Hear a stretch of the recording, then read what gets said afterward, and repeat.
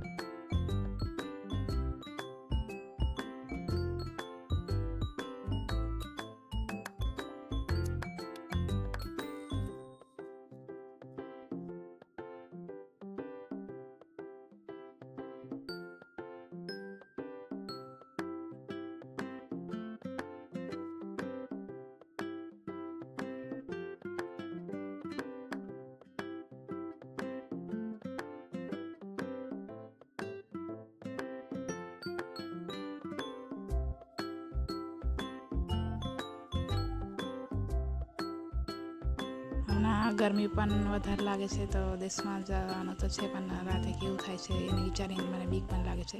कारण के आ छोकरा रहे एम नथी। मारा सासूमाए बोटल पण बांधी दीधो छे, कवर पण चढ़ाई दीधुं छे ठंडू पाणी पीवा माटे। ए पण केवो मस्ती करवा माटे छे एनी बापाए। तो आ ट्रेक्टर साइड में काढी दीधुं छे कारण के मारा सामान भरीने मारे त्यां जवानुं छे। ने बापूजी 2-3 दी पछी आववाना छे એટલે એમાં સામાન પાછા લેતા આવશે। એટલે માટે આ ટ્રોલી છે સાઈડમાં કાઢી નાખે છે। પહેલાં ઓયણી ઘરમાં મૂકી દે છે કારણ કે બધું સામાન ઘરમાં મૂકવાનું છે, ખાટલાથી ખુરશીથી માંડીને બધું ટ્રેક્ટર હોય।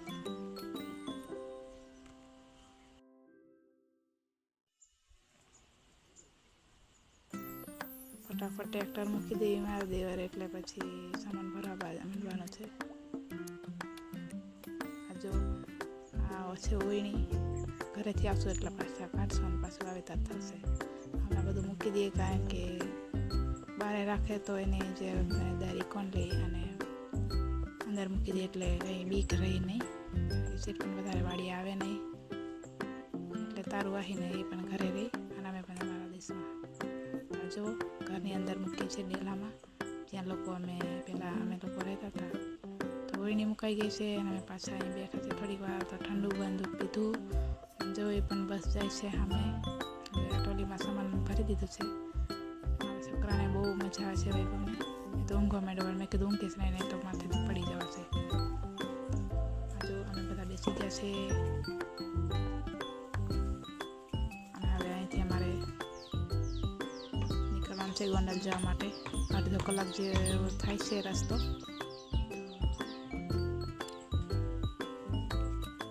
ટ્રેક્ટરમાં બેસી થઈ ગયા પણ ધીમું ધીમું ટ્રેક્ટર જાય છે, જો આને બહુ મજા આવે છે।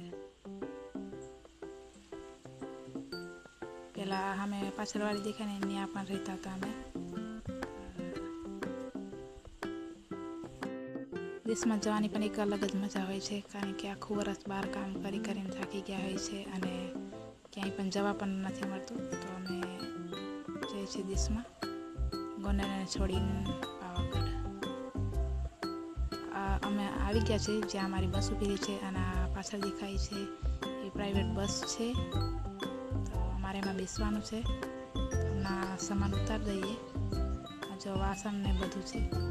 આ જો આ કેવા આમ બધા ભૂંગી બાંધીને લોકો રહે છે, આદિવાસી લોકો।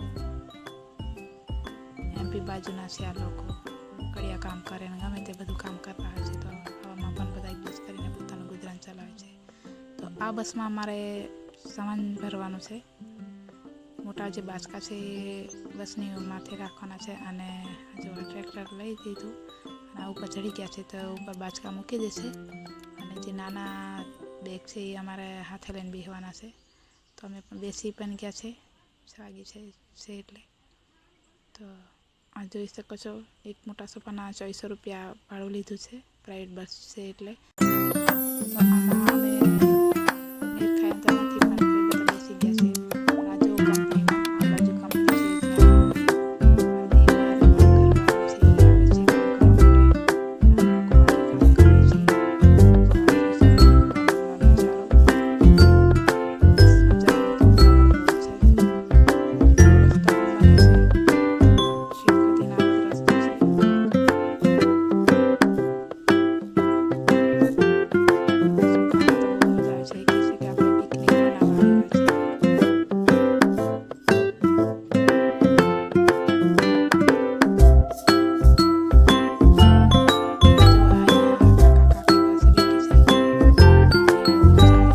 ઘણું શોધો નથી પણ નથી. હવે રાતના 8 વાગી ગયા છે. અને બીજા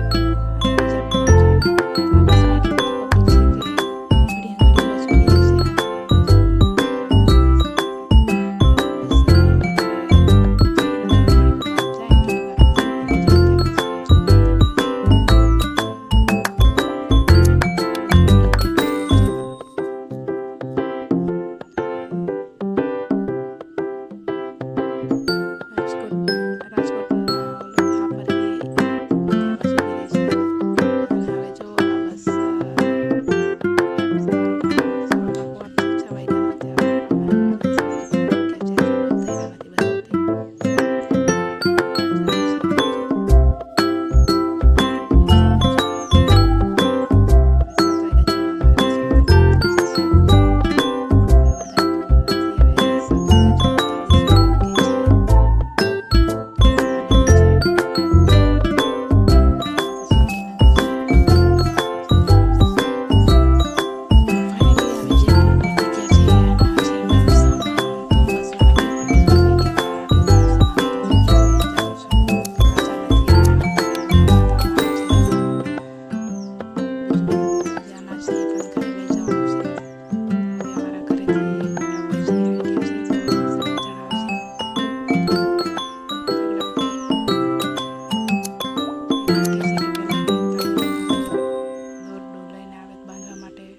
કીધું નહીં.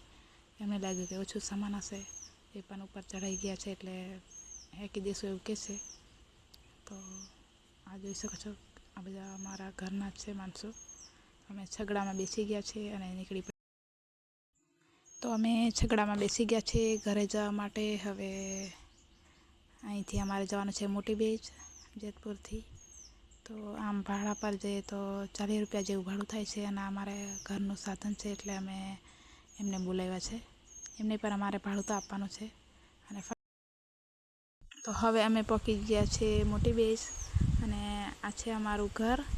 અને જોઈ શકો છો બસમાં આવીને નાસ્તો પણ કરી લીધો છે અમે. અને મળે છે નેક્સ્ટ બ્લોગમાં. તો મારી ચેનલને સબસ્ક્રાઈબ ન કરી હોય તો કરી દેજો અને કમેન્ટ પણ કરી દેજો. તો મળે છે નેક્સ્ટ બ્લોગમાં. ત્યાં સુધી બાય. તમારું ધ્યાન રાખજો. જય માતાજી.